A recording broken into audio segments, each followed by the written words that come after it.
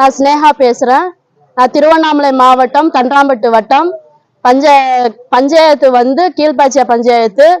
நாங்க பாத யாத்திரைக்கு வரோம். திருமலை திருப்பதிக்கு நாங்க பாத யாத்திரைக்கு வரோம். இதோட 10 ஆண்டு ஆகுது நாங்க அதுல எங்களுக்கு கிடைச்ச பலன்கள் நிறைய கிடைச்சிருக்கு.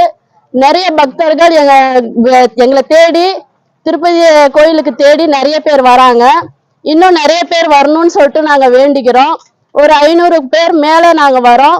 வழிமுடுக்க எங்களுக்கு எவ்வளவு அன்னதானமோ ஏதோ செய்யணும்னாலும் மக்கள் எங்களுக்கு அவ்வளவு சப்போர்ட்டா இருந்து அவ்வளவு இது செய்யறாங்க. இன்னும் எங்களுக்காக செய்யணும்னு சொல்லிட்டு நாங்க பக்தர்களுக்கு வேண்டிக்கிறோம். நான் 1 வருஷம் தான் ஆகுது.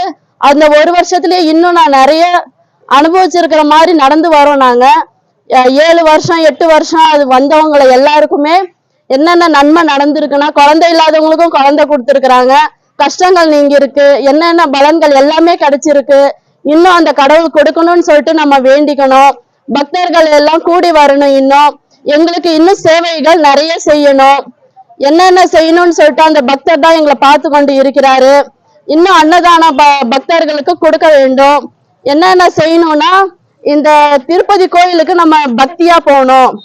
பக்தியா போய் இன்னும் கால்நடைன்னு சொல்லிட்டு நம்ம சொல்றோம்.